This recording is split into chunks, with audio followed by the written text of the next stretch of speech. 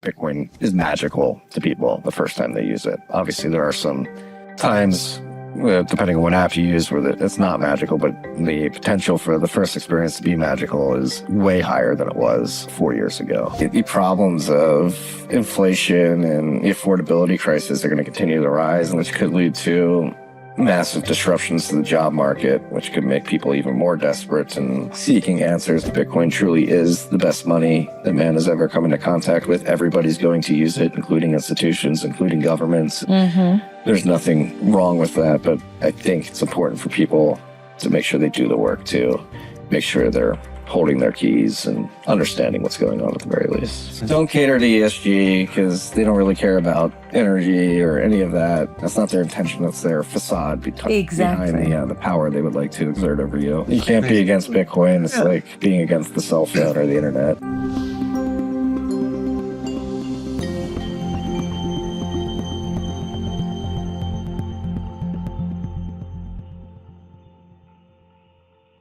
Hello and welcome from Bitcoin Vegas 2025. I'm Aflat with You're the Voice. And I'm Ben from Crypto Talks.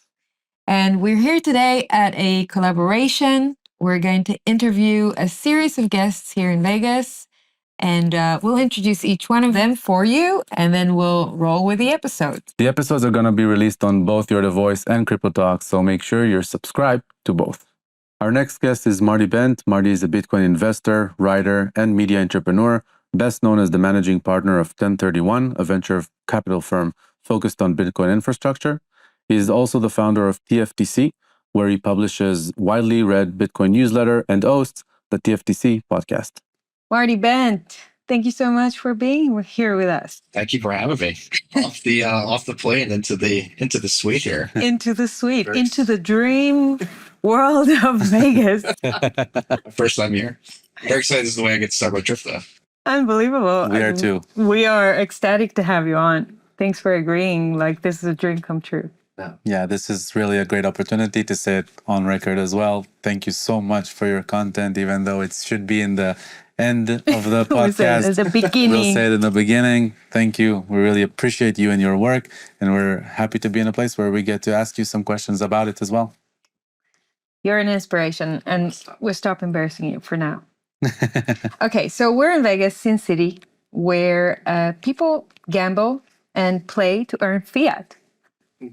Sure. What a place to do a Bitcoin conference. Oxymoronic. Isn't it? Yes. So that makes me wonder how this contrast is representing the state of society today, like the milking of energy, time, and fiat from people on all those slot machines. Like, what does it make you feel, that contrast between the way humanity is today and what we're seeing here in Vegas? I like to be optimistic and hope that having a Bitcoin conference in the heart of the degenerate high velocity crash. Beam of light. Yeah, it's like hey, here's maybe where you should go. But no, I mean, I should have expected it, but I hopped off the airplane. There's like slots and machines. In the airport, yeah. It's they literally try to grab your attention as soon as you get off and come over here and spend your money and gamble. And I know I do think it is poetic and a very interesting way, in the sense that Bitcoin is a way for people to get away from that. And exactly. When I worry about those, that here in the United States particularly, like we were just talking about Philadelphia legalized gambling in the last 10 or 15 years, and there has been this culture of gambling by the sports arenas, which are all congregated together down in South Philly. And I don't know, just this whole culture of downloading a sports app or going to a sports book in person and trying to make it all back on a parlay or a bet seems to be increasing. And I think that's a sign of a broader and deeper rot in society, which is people feel like they can't make enough money going to work and doing something honest and something with integrity, and they're forced to go try and gamble to make it all back or to actually get ahead, which is sad. Yeah, absolutely. Yeah, I totally agree with you too. So I want to start with you, or we want to start with the genesis of Tales from the Crypt. Why did it start? How did it start? Tell us more about the content creation process and your role. So it started almost 8 years. We're 2 weeks away from the 8-year anniversary of the first ever newsletter that I sent out. So that's how it started. Started as a newsletter. It was June of 2017. And at that point in that Bitcoin cycle, the price had gone up. It had gone up above $1,000 right below and was getting ready to go back up again. And my friends and family knew that I was the Bitcoin guy. I'd been talking obsessively about Bitcoin for about 4 years at that point, and I was getting an influx of emails and text and calls, and I was like, you know what, stop reaching out to me via these avenues. I'll reach out to you via this newsletter. So I started the newsletter. I think it had 15 to 20 emails on it of friends and family. Sent it out on June 8th, 2017, then started sharing it on Twitter. I think I had like 400 followers or something like that, but got the attention of people in the space, and they started retweeting the links, and the list started growing. And over the course of that summer, I met somebody at Barstool Sports in New York, where I was living at the time, and had the opportunity to get a drink with him. And he had read the newsletter, was interested about Bitcoin and tweeting about it. So I said, let's meet up. And I was sort of, I think, subconsciously vying for like a writing and blogging job at Barstool at the time. But I met the guy and I was like, hey, Barstool interested in somebody to write about Bitcoin while the price is going up? And he's like, no. Or okay, blogging sort of going by the wayside, but you should start a podcast. And I was like, that sounds like a great idea. I have no idea how to do that. Can you help me? And he said yes. He was gracious enough to say yes. So over the course of the summer, we sort of brainstormed the first episode, which is funny looking back. We literally spent a month thinking of our first episode, literally scripted it. And I believe in September, we recorded it and then launched in the world. And at that point, it was a history of Bitcoin up to that point in 2017. And then shortly thereafter, started interviewing people like Pierre Richard, Matt Corallo, James O'Byrne, a bunch of developers in the space, and just kept chugging over the course of 8 years now, doing both of those. But along the way, obviously, really leaned in. So our rabbit hole recap with Matt Odell. Together, we joined 1031 to help invest in the space and help Bitcoin focused companies grow and scale. It's been a crazy ride. To think 2017, at that point, I was unemployed when I started the newsletter. So if you would have told me right that first day when I started Marty's Bent that 8 years later I'd be in a beautiful suite in Las Vegas talking about Bitcoin and getting interviewed about it, I thought you were crazy. But it's been a fun journey. But to your point about the content, how I make it, I think it's just whatever. Marty's Bent, the tagline for the first 4 years before we moved off of MailChimp and on the Ghost, was the definition of bent, or one definition of bent, which is inclination or what one's interest is. And so the tagline was Marty's Bent is my inclination, is a representation of my inclination towards the information I found interesting in Bitcoin over the last 24 hours. So for the newsletter, I try to write it 5 days a week, and the content process is like, all right, what's been sticking in my head the most over the last day, and is it good enough to write about it? So I sit down, get these thoughts in my head into paper and send them out to them. I saw you recently doing a talk in, I think it was in Austin, where you were telling your story. You did like a presentation about TFTC and the origins and everything, and you were sharing about the newsletter, going into podcasting, not knowing like where this is going to go. And I mean, looking at your legacy and what you've done until today is quite unique in this space.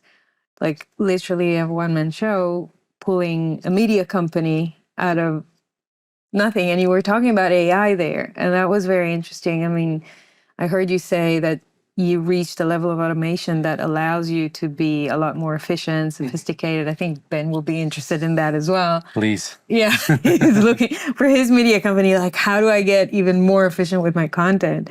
So what are some tips you can give about AI and your media? Yeah. Well, I think at some point recently, in like the last 6 months, I realized that there was a disconnect between people who read the newsletter and people who listened to the podcast or even watch us on YouTube. There was like three buckets of people who consumed our content in different ways. And shame on me, one man show, didn't realize. I just always assumed that everybody had. Not at Not all. at all. People have their Condescending. preferences and they're very different in how they. So I understood if you read I assumed if you read the newsletter, you knew the podcast exists, and likewise, you knew the YouTube exists. But that became pretty clear to me 6 months ago. This is not the case. It's So true.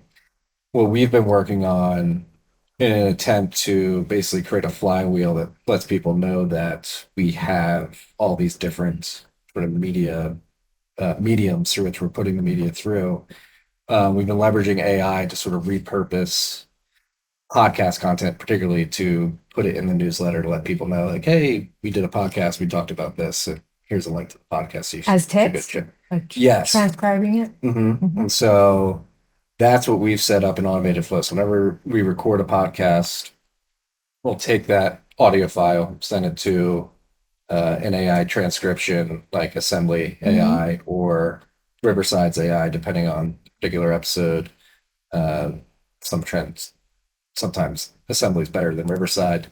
But then we'll take that, and we've been working on prompts, Claude, specifically iterating on them for months now. That Wow. really tried to not only bring our voice, but hone in on very specific topics and sections of a particular conversation and pull out a summary that is human readable, makes sense, and it's interesting. So that's one way we've been leveraging it. So every day in the newsletter now, you'll see that we have Marty Bent, and then we have another section, which is essentially what we believe to be like a high value piece of content from a conversation we've had on the podcast, just put in written form and link back to the podcast. And that process is literally dump an audio file, triggers transcription, like it's automatically sent to Claude, which produces a number of outputs, and then we pick the ones that make the most sense and then dump it into the newsletter. You're the Voice is brought to you by Trezor, the original Bitcoin hardware wallet company pioneering the development of self-custody for crypto assets since 2013, empowering individuals with an open source device, enabling beginners and experts to easily and securely hold their coins.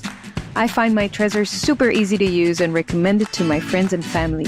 Enjoy my 5% discount on Trezor products by clicking the link in the show notes and using the code FLAT. And that's just the tip of the iceberg in terms It's of very cool. Yeah. what we think we could do in terms of automating a lot of these processes. Yeah, you're right. We can go so much more sophisticated on the kind of automation you can do with content. And I assume you already see the results, right? Oh yes, yeah. The newsletter growth has been substantial in the last 6 months. That's partly because we've been mentioning on the podcast more, but likewise, the podcast has been growing pretty well. And anecdotally, outside of the numbers, we can see a number of people have been emailing me like, "I wish you would have told me you had a podcast." I was at a meetup last night with somebody. I wish you would have told me. Somebody who's well known in the Bitcoin space, who became friends in Austin. His brother, I've known his brother now for 4 years, and we've seen each other many times a year over the last 4 What, years. you have a podcast? He was literally, I had no idea. Really? What? Brother's best friend. Like I thought you would know that. But That's yeah, hilarious. I guess that's a lesson in don't make assumptions. Yeah. Seriously. So AI is definitely another tool to make sure we content creators reach more people. But when we reach them, we do want to ensure that the content is tailored towards what we want them to get from us. How do you do that with individuals that are new to Bitcoin? Like what kind of funnels do you have, or what do you see as the right process to get to them? That's, I think Twitter, or X, formerly Twitter, is a great. I've been using that, and it's funny. I sort of the content, the creative process is sort of dynamic with the price of Bitcoin.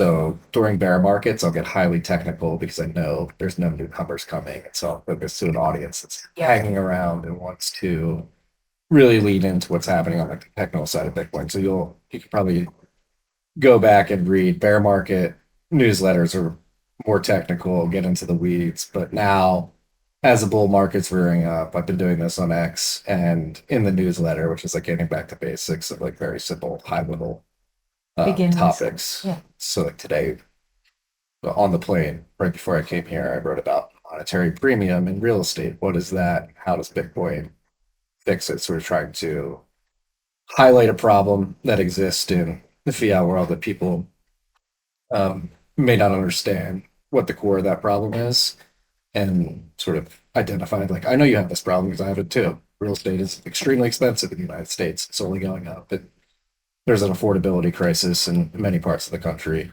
Why is that? And explain why that is. And oh, by the way, like Bitcoin helps solve this. I think in terms of converting newcomers, it's always identify a problem, say, hey, I have that problem too, and present a solution. All right, let's talk a bit about decentralized protocols, open source protocols. How do you see open source code and everything? How do you see the future of media, independent media, podcasting, Nostr, and all that? Like, is that the future in your opinion? Podcast Or 2.0. yeah, I mean, I think independent media is the present. Whether or not that independent media will be distributed and operate on these open protocols, I think is yet to be determined. But I'm very optimistic that it can. And I mean, podcasting 2.0, I've said this very publicly. It's awesome. I've been using it since 2021 when it first launched, or 2020. I think TFTC was one of the first 3 podcasts on podcasting 2.0. So we've had a Lightning address with payment splits in RSS feed for 4 years now. And over the course of that 4 years, we've accumulated a lot of sats. But if we're being honest, like the amount of people using podcasting 2.0 compatible apps with Bitcoin wallets in them is a very small percentage. Yeah. Actually, it's not. Well, it was a very small percentage of our overall listener base on the podcast, of the RSS feed, has grown over time. So right now, I checked the stats yesterday. I think 14% of people that listen to our podcast listen via Fountain. So that's a pretty podcasting high. 2.0 app. Wow. So that, yeah, but that's probably like one of the most successful podcasts on that platform. yeah. And so we've got 14% of our listeners listen via podcasting 2.0 app, at least one that we know of. And we do have people streaming sats to us pretty much every minute of every day. But can that scale to run a business? I think that's yet to be determined. Right. But in terms of getting it out there and make it possible to monetize that way has never been easier. And the fact that it exists is incredible. Then when you get to censorship resistance, I think that's where a lot of the actual staying power of independent media distributed via these protocols is going to be things like Nostr, and even RSS for that matter. I think that is the future in the sense, especially in the world of AI, where I think this is an area where many in Silicon Valley and other tech forward people who aren't really focused on Bitcoin or Nostr specifically are not seeing what's happening. And I think Google's release of video 3 or 4, whatever they launched last week, and I'm sure you've seen the videos online of people just The AI video. Yeah. Yeah, I did. It's so crazy. it's very crazy, and it's getting to the point where, what was it, 3 years ago, they had those really creepy videos of Will Smith trying to eat spaghetti. And that was that was the cutting edge of video generated AI, or AI generated video at that point. And to see how fast it's progressed since then is insane. If you just project that forward, like, we're not too far from a situation where you could have, like, I have so much, I have such a big corpus of content, video, audio, that somebody's going to literally be able to prompt Google and create a video of me doing something. Yeah. And optimistically, me doing something funny, pessimistically, realistically, me doing something weird that I would not ever do, but people won't be able to tell the difference. So I think the process of normalizing a content creator signing a piece of content with a private key is going to be a necessity at some point in the next decade, as those AI generated videos become more and more mature and more human-like. And so something like Nostr makes that very easy. And I wouldn't be surprised if we get to a point in the next 5 years where if you don't sign a private key before you post a message or sign a private key with your message, It's not that I know is authenticated. you, Yeah. I don't trust that video at all. So I think open protocols like Nostr are going to be necessary. Very Super necessary. interesting. And do you see like a trend on that end to discuss that further? Like to bring, other than your podcast as well, like how would you recommend other content creators to bring attention to this kind of problem and how Nostr solves it? So we had Nostriga at the end of last year, right before the Baltic Honey Badger conference, and that was a big topic. And I think the first step to do is to just produce content there. Just literally, that's what Nostr needs right now is more content. Yep. And the lowest hanging fruit to drive awareness and to support open protocols like Nostr is just simply cross post. If you're posting on X, if you're posting on YouTube, that's the beauty of it. You can post both content types on Nostr via many different clients that exist. And so I think that's what Nostr needs is a bigger, wider, more diverse type of content right now. I've been begging for FinTwit on Nostr. That's why I'm there, and that's why I'm begging for automation from the developers. Just help me. Like, I want to put all my short clips there, but it's just too much work to do it manually. That's what we're working on. Please help me with automating this. AI flows that are automating this. So but that's where it gets tricky with Nostr specifically because you have the private key nature. Like, do you want to give the AI a private key? Right. So like, True. That's a problem. Can you give the AI the ability to just get there and set things up for you to sign? I think that would be ideal, where it's not you having to copy paste upload. That does all of it. I'm happy to go once a day and tell the AI do that for like I do today with my Chrome add-on. Like give permission for the next 5 hours. Yeah, that would be great. Happy to do that. Yeah. And the devs are working on it. I hear they're working on it. I'm happy to hear that. Happy. Yeah. Tired of feeling like your freedom and future are fading away? Do you live in a country with growing inflation, crazy housing prices, weird culture, and a chaotic economy? You're not alone. And my friend Mikkel Thorpe and his team at Expat Money can help. Mikkel is the world's leading expat consultant on a mission to free you from broken systems. He's been an expat for 25 years, lived in 9 different countries, and has helped hundreds of people with second residencies and passports, offshore banking, international investing, and many other essential tools. If you're serious about protecting your wealth and your family, it's not enough to hope things will get better. You need a plan B in another country. The team at Expat Money can help you build it legally, safely, and without wasting years of research. Visit expatmoney.com/eflat and leave your details for a follow-up.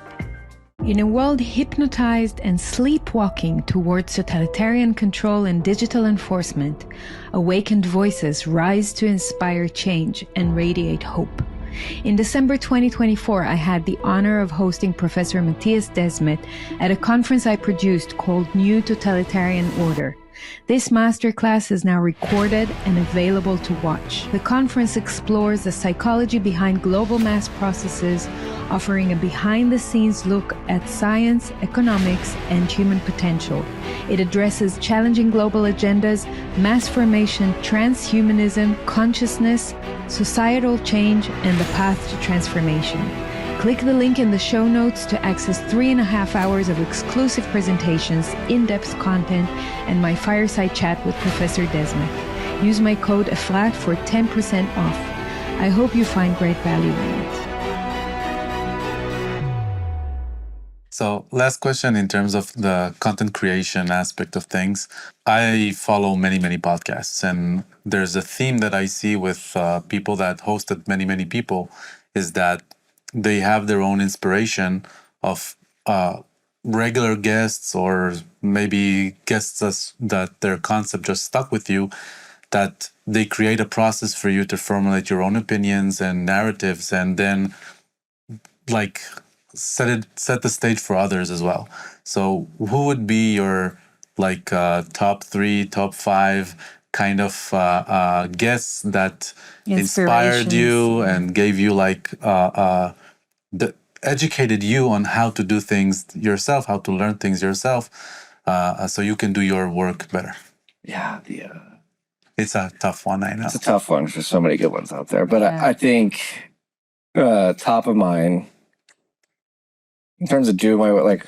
People are like Whitney Webb has been on the show 5 or 6 times, maybe even 7 times at this point. But I think she's an incredibly thorough journalist, and I think her commitment to the beat is something I really respect. I just love having conversations with Whitney, and I think most importantly with her, she's an incredible like keep 'em honest force where she's highly skeptical of many things, and Bitcoin included to a certain degree, or some of the ways people are using Bitcoin. So I love that in terms of like keeping me honest and just of thinking of the world completely differently. I think my conversations with Tom Luongo and his thesis on what the Fed is doing and the sort of the Federal Reserve versus the European bankers was something that the last one you had was awesome. Yeah, it was a line of thinking I wasn't privy to until I started having conversations with him, and he makes a very compelling case. So I think in terms of looking out at the macroeconomic landscape and different policy decisions, conversations with him have definitely brought a different lens and perspective on how to read all of those. Matthew Mazinchis from Crypto Voices, we've been doing a quarterly monetary base update, global monetary base update, and just tracking how Bitcoin is how Bitcoin is compared to other monetary based currencies like the dollar, the yuan. That's been incredible because I think it's really helped me hone in on like what statistics and data to actually look at to get a signal of how Bitcoin is doing in terms of its actual competition as a monetary base currency. And so those have been great. Developers like Matt Corallo and James O'Byrne have been on a bunch. Pierre Rochard was the first ever guest. He's been on a few times since then, and I just think Pierre is an incredible, unabashed bull who is actually funny, articulate, and convincing, which are those three combined is incredibly powerful. So the way he approaches everything from analytics, humor, and persuasion is something that has definitely made me think about how I write and how I set up questions and explain Bitcoin to people as well. Speaking of explaining Bitcoin to people, there was one time where you were a guest on Tom's podcast, I think, and he was acknowledging you for being one of those people that he can actually talk about Bitcoin without becoming too upset or too like anti about it, because he described most Bitcoiners as being assholes and not really easy to talk about because they all go like have fun staying poor and don't really care about him. And he brings all of his claims, which some of them are really interesting. Some of them I think he was like either misinformed or like uninformed about certain things. And I loved how you had the patience to really like you were being very humble with him and speaking eye level to him, and that goes a long way to people that are outside of the Bitcoin community and want to come in but on their own terms, you know what I mean? So I really like that. Like you have a way to really understand how to speak to people without making them too scared or run away from this cult called Bitcoin. So well, that's I think it's very important, particularly as somebody interviewing others. It's right. You need to be able to. I am trying to educate the audience, but at the end of the day, I have a guest on, and I'm very curious to hear their thoughts. And so, I'm not trying to like inject my bias or. Yeah. I think coming in with the humility to be like, maybe I could be wrong. Let's hear them out. And I'm just like very chill, slow. I talk very slow, which triggers a lot of people. Most of you probably. That's great. But I think that's the way I approach life. Is I have very strong opinions and think the world works in particular ways, and like to think I have a good sense and good grasp on reality. And what Bitcoin is and how it can affect everything. But I'm not going to be an asshole about it. I think, and then to your point, I Very think it's smart, a great way yeah. to create like an olive branch. Like, all right, wasn't up my ass, and he's talking slow and pretty chill. Like maybe he's on something. All right. So let's talk about 1031. You invest exclusively in Bitcoin infrastructure. Is that right? Yes. Why is that choice? And like, what's your criteria to choosing companies? How do you guys build that? So to answer the first question, why is because I've been in Bitcoin for 12 years now. Been 1031 for 4 years. So about a third of the time I've been in Bitcoin. And for the longest time, between 2017 and 2021, running TFTC, running Rabbit Hole Recap with Matt, particularly with Rabbit Hole Recap, we would go over the news items of the week, a lot of which pertain to companies and what they were launching and products that were coming to market. And it blew our mind just getting to know all the founders, really understanding the products, understanding the gravity of Bitcoin and where it's going, and looking out at the investment landscape of where money was actually being deployed and noticing that it was extremely hard for founders that were focused on Bitcoin only and building companies around Bitcoin specifically to actually raise money to build what they wanted to build. And if you look at the amount of venture capital that has been raised for broader crypto versus Bitcoin specifically, Bitcoin companies specifically, over the course of the last 10, 15 years, it's orders of magnitude, literally 100, 200 to $1 for broader crypto versus Bitcoin. And so part of the reason 1031 exists is to notice that there is this sort of imbalance and over-indexing towards a part of the market that may be more hype than actual substance, and not only viewing that as an opportunity from an investment perspective, but an opportunity for Bitcoin is like there are people focused on Bitcoin, building companies around it that are having trouble getting funding because everybody's distracted with broader crypto. So it's incumbent on us to go out with the thesis that we're going to invest in Bitcoin companies, not because we're ideologues, but because there's an incredible opportunity. If Bitcoin becomes the reserve currency of the world, the companies building the infrastructure that makes that transition possible are going to certainly benefit from that. And so we went out and raised a fund in 2021 and 2022. We just made the first close on our third fund, and we're very happy to have supported 35 companies in the space to date, and plan on continuing to do that and scaling that up over time as it becomes clear that there is a difference between Bitcoin and crypto. So I think the thesis has only been validated and is getting stronger year on year. But in terms of the companies that we invest in across the landscape, so mining infrastructure companies like Giga and Upstream Data, which are building infrastructure for people to utilize stranded or underutilized energy to mine Bitcoin. Companies like Strike are the largest investors in Strike, basically building a Bitcoin company on-ramp, on-off-ramp, Lightning infrastructure globally, available around the globe. Companies like Unchained, building on Bitcoin's multi-sig primitives to bring financial services and custody solutions to market.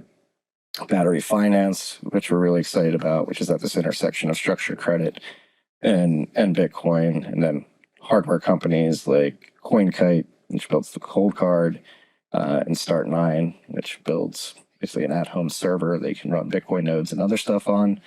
So I guess broadly speaking, our thesis is we want to invest in companies that make it easier for people to utilize Bitcoin, whether that's people in the oil field who want to turn methane into electricity, into hashes, into Bitcoin, people who simply don't want to hold their Bitcoin in an exchange, so they need a hardware wallet, people that don't have Bitcoin but need to buy some from an exchange, people that have a good amount of Bitcoin and want to do something with it without selling, so using it as collateral.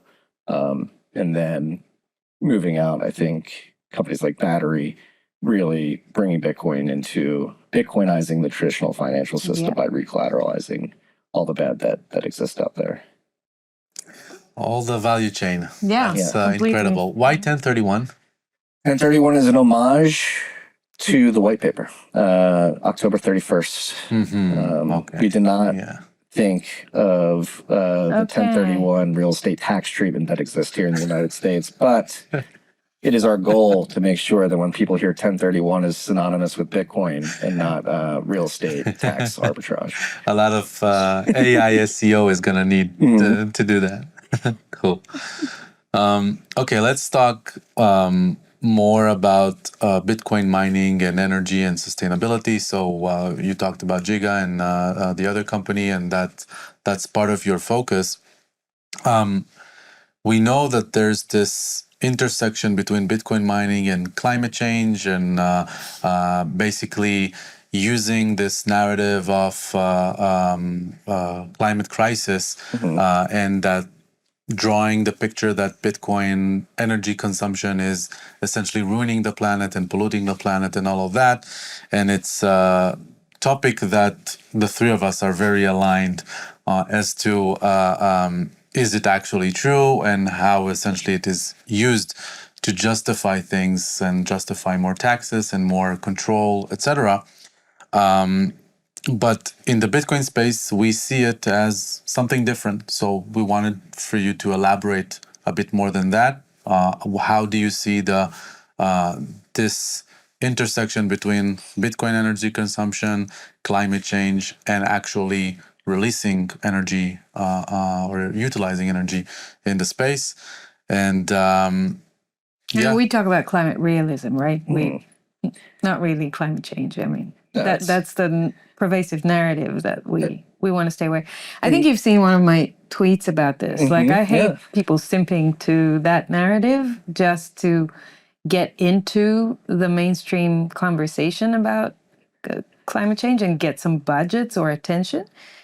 I don't think the Bitcoin community needs to do that, but for some reason it happens a lot. It does. And that was on stage here at this conference, I believe in 2021 or 2022, talking about ESG. And I was on stage with a bunch of publicly traded miner CEOs who were beating the drum about we're going to lean into ESG. And I was just saying, this panel. Don't cater to ESG because they don't really care about energy or any of that. Like, that's not their intention. That's their facade behind the power they would like to exert over you. And I think luckily since then, the tide around ESG and cataclysmic climate change has changed dramatically. But even if you wanted to accept the assumptions that there is, like, Bitcoin mining is inarguably a benefit for people that care about that, because Bitcoin miners are a buyer of first and last resort. Last resort being if you have energy that you're producing that's not being utilized, either because there's no demand from the grid or no ability to get that energy to market because it's stuck on a well pad upstream. Bitcoin miners can come in as a last resort, soak up that energy, make sure it's being utilized. So again, going back to, I'm a surfer.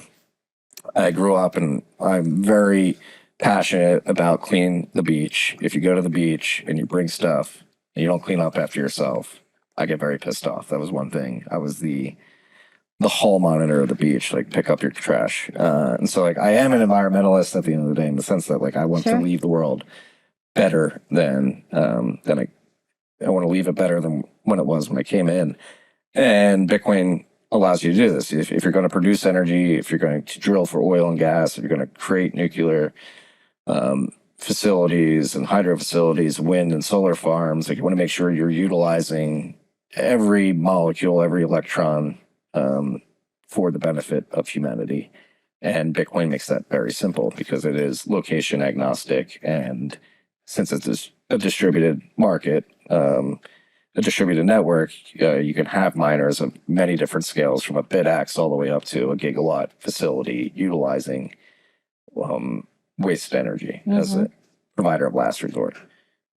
Buyer first resort. Here in the United States, a big thing in the last couple of weeks has been the nuclear executive orders that are sort of ripping off the red tape and allowing companies building small modular reactors and bigger facilities to giving them some breathing room to go out and do their thing. But they do have this problem, which is it's extremely capital intensive. And if you're going to build all this new nuclear generation, you have a problem. You can build it, but then you need transmission. And considering how capital intensive nuclear energy is in its current form, it's very expensive to build something that have to wait for transmission so that you can begin making revenue off of it. So in this case, Bitcoin miners act as a buyer of first resort, where you can put down an SMR or build a large facility. And while you're waiting 18 to 24 months for transmission lines to get built out to grids, Bitcoin miners can operate what's called behind the meter, and you can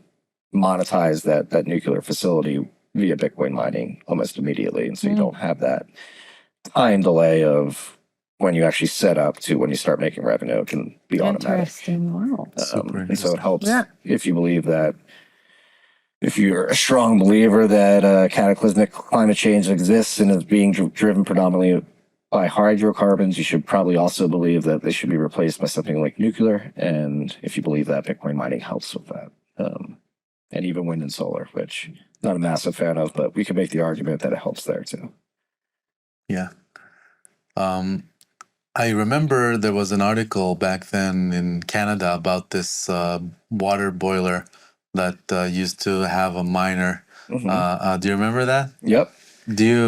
Are you aware of how it's going for them right now? And are you familiar with also these kind of funny small solutions that might be revolutionary when you think of it? I mean, I think a lot of that activity is happening in sort of the what would you call it, indie mining space, where you have a lot of people particularly interested in the BitAxe project, like engaged in open source sort of experiments of tinkering with their own machines, with their own homes, sharing it on the internet, and sort of giving feedback and iterating on it. But there are, shout out to Tyler and his team they work out of Denver at Space there. I think they're highly focused on, and he wrote a book with Brains about Bitcoin heat reuse. And I was at a conference with him earlier this year, and he was explaining that if you were to get 2% of HVAC systems in the world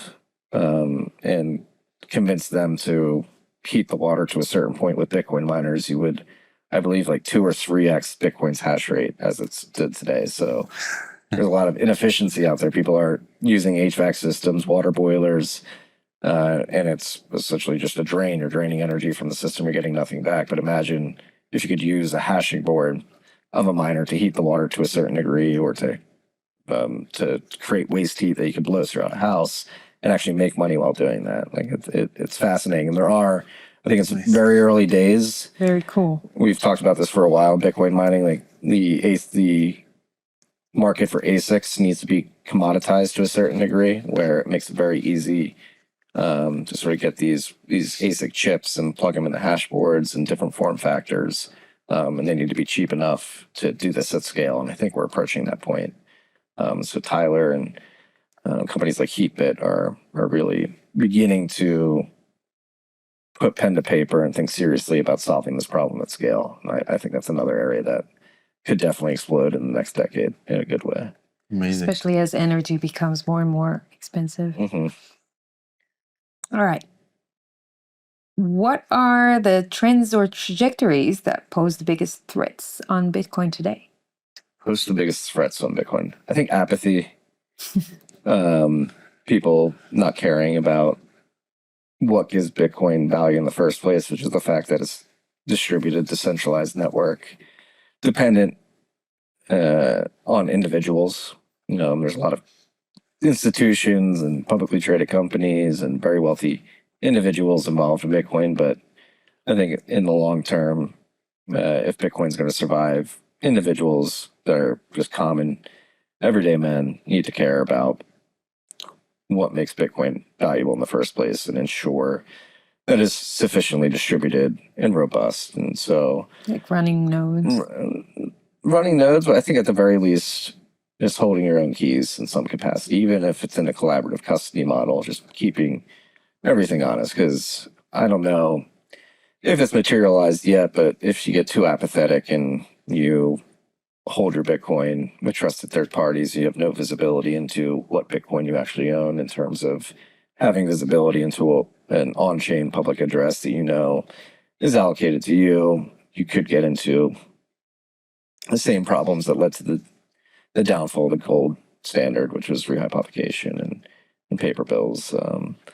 I think there's a lot of focus on the institutions today, and I don't think the institutions are bad at all. It makes sense. We've been talking about this game theory for well over a decade. If Bitcoin truly is the best money that man has ever come into contact with, everybody's going to use it, including institutions, including governments, and there's nothing wrong with that. But I think it's important for people, if they care, to make sure they do the work to make sure they're holding their keys and understanding what's going on at the very least.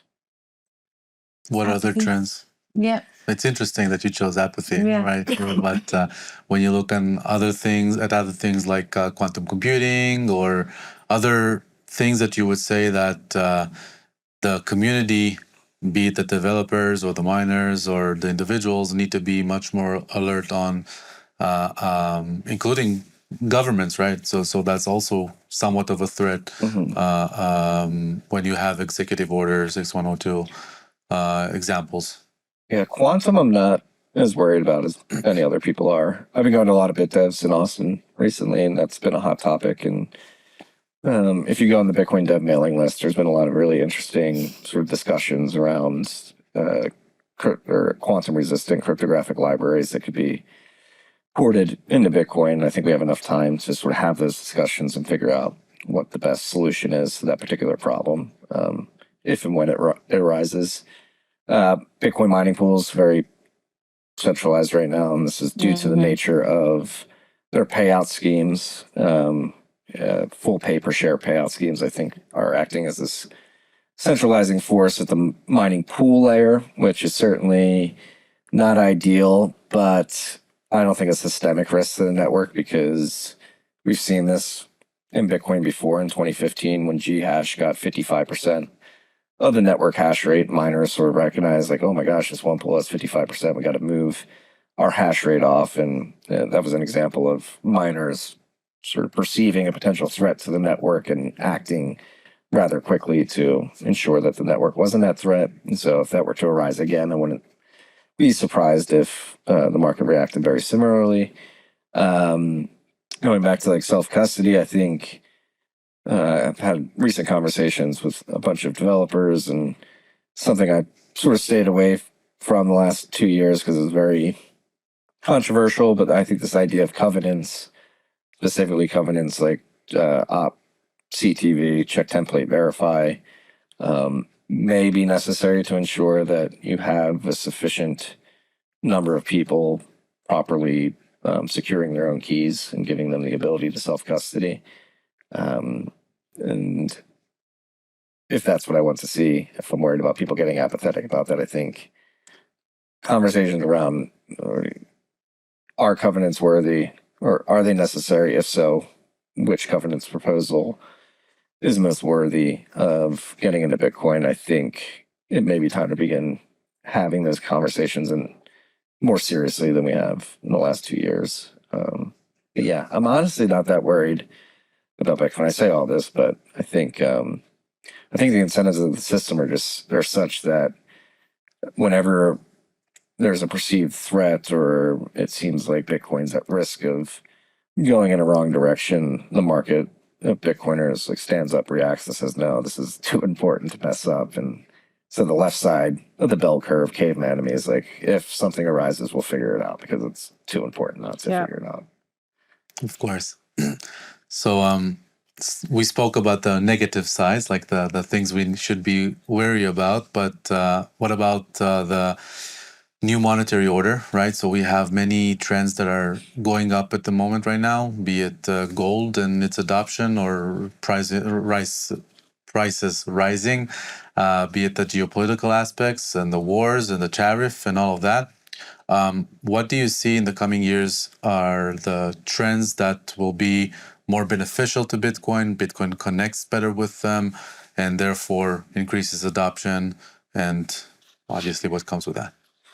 I think to go back to what we were saying earlier, I think the problems of inflation and the affordability crisis are going to continue to rise, and then that's going to smash headfirst potentially with this AI explosion, which could lead to massive disruptions to the job market, which could make people even more desperate and seeking answers. So I think one thing is, and I think that's been a big admission of the Trump administration over the last 2 weeks, is, hey, we're going to sign this big, beautiful tax bill, but it looks like a massive spending bill. And Scott Bessent has been out there publicly, basically implicitly saying, like, yeah, we're going to issue more debts and we're going to choose to default via debasement, implicitly, not explicitly. But if you read between the lines, that's what he says. He had Elon come out last week and tweet that we're just going to turn the economy, we're going to turn it on turbo.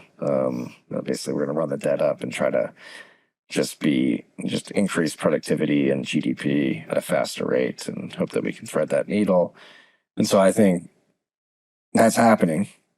And if you just look at what's happened from 2020 to 2025 in terms of inflation and the affordability crisis, it's only accelerated. And so if that continues, more people are going to be asking questions, and I think they'll turn to Bitcoin. And then in terms of what's happening in Bitcoin, I think just if you compare it to cycles past, I think it's always interesting to go back and think about how easy it is to buy and send Bitcoin for somebody going from like 0 to 1. Like I remember when I first got in, it was like the tail end of Mt. Gox failing and Coinbase was around, and it wasn't hard to download Coinbase and buy Bitcoin, but then like getting it off Coinbase was hard. So I got to buy this wallet, and it's not really clear to me. And then you go to 2017 and you just think of all the volatility that existed there in terms of infrastructure was probably about the same. But now you go to 2025, in this cycle specifically, I think 2021 was a little bit suppressed because of the FTX stuff. And so I think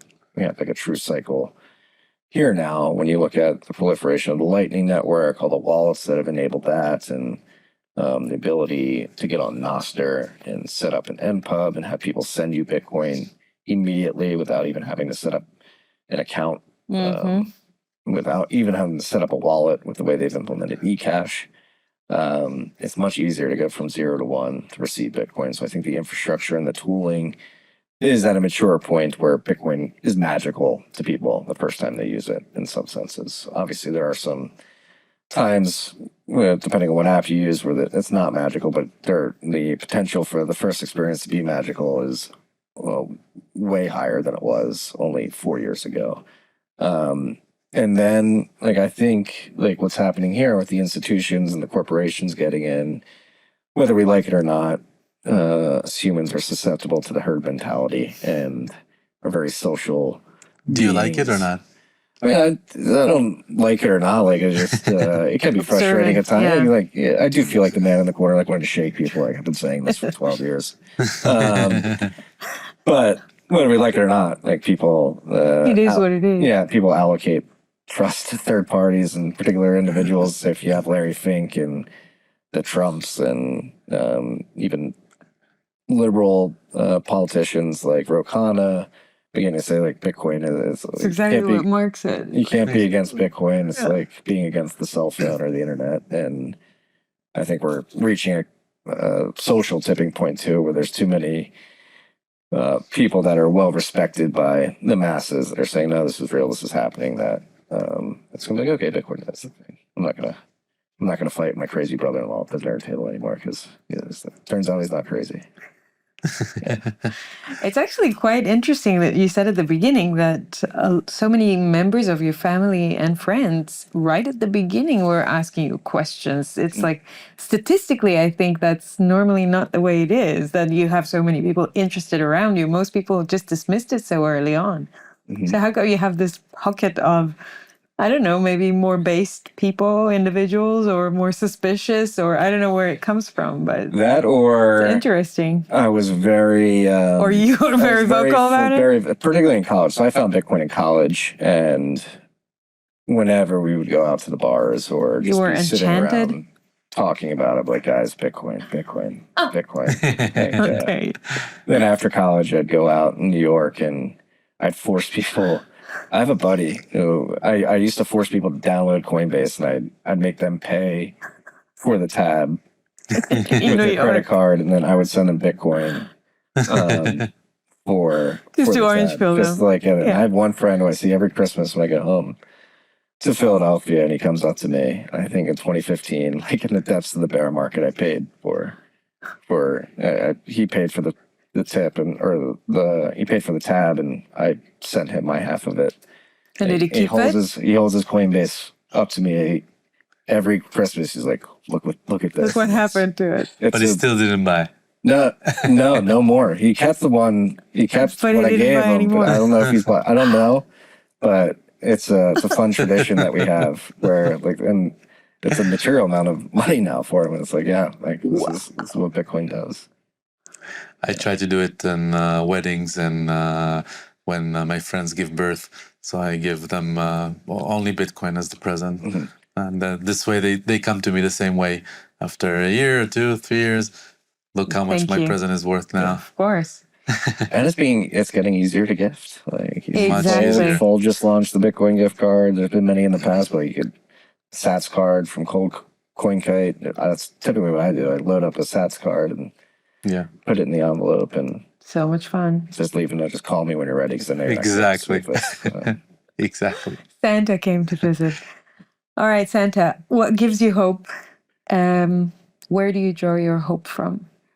And these conferences give me a lot of hope. Like, I mean, just been hearing your story, and I'm always reminded when I get together at conferences and events like this, there's people literally all over the world with the same mindset that I have, which is Bitcoin is a solution to a lot of the problems we have. I'm going to dedicate my life to ensuring that I do my best to make sure it succeeds, and that gives me a ton of hope. And then beyond that, like I just think the human spirit is very strong, and despite the times I've grown up in and the overarching surveillance states and the war machine, I do think humans broadly, like speaking, just are good people who want to just have a life of dignity and respect and grow a family, mind their own business, and live in peace. Yeah. And we just need ways to manifest incentive systems that make that easier for people who want to live like that. And I think Bitcoin is a solution. So I think the human spirit definitely gives me hope. And then my family, my wife, my boys, and my extended family and friends, I think looking, as my children are getting older, looking at them, I'm like, oh wow, you're extremely they're like my oldest, it's crazy. In the last 6 months, like, he's become crazy inquisitive and curious, and like seeing him want to learn and then actually going and learning things and doing it without my help. I'm like, oh wow, like It's amazing, huh? it's that gives me a lot of hope. It's like, oh, before that's just gonna make sure you don't get sucked into the high time preference algo of TikTok and other things. Oh, yeah. Exactly. Or if you do, just understand how powerful it is and It is. how it Yeah, affects you. yeah. Beautiful. Yeah, couldn't agree more with the hope part, right? So we're living in a tricky world, and it's important to have people like us, like what we're trying to do, and people in this conference extending the world, bringing it to other people, that they can understand that it all starts with money. And the moment you understand what money is supposed to be, it helps you understand life better. You appreciate things more. We were talking with Alex and Corian, the producers, about when you sit on a plane. And I had that comment too when I came here. People told me, you're a Bitcoiner, you should be in first class, because I was in economy. Yeah. And I was like, why? That means that I can buy less Bitcoin. I want to buy more Bitcoin. I want to use my time better. And it starts with that for me. Yeah, I flew here Southwest Group C. Awesome. Yeah. Awesome. Marty, kick ass at the conference. Enjoy. Thank you. I'm sure I'll see you guys around the next few days. You will. Absolutely. Do I have to do it? Of course. Peace and love, freaks. Peace and love. Thanks for being with us. Please take a minute to give this episode a like, a comment, and subscribe or follow. And please share it with your friends so they can also get value and choose to take some positive action in their lives. Till next time.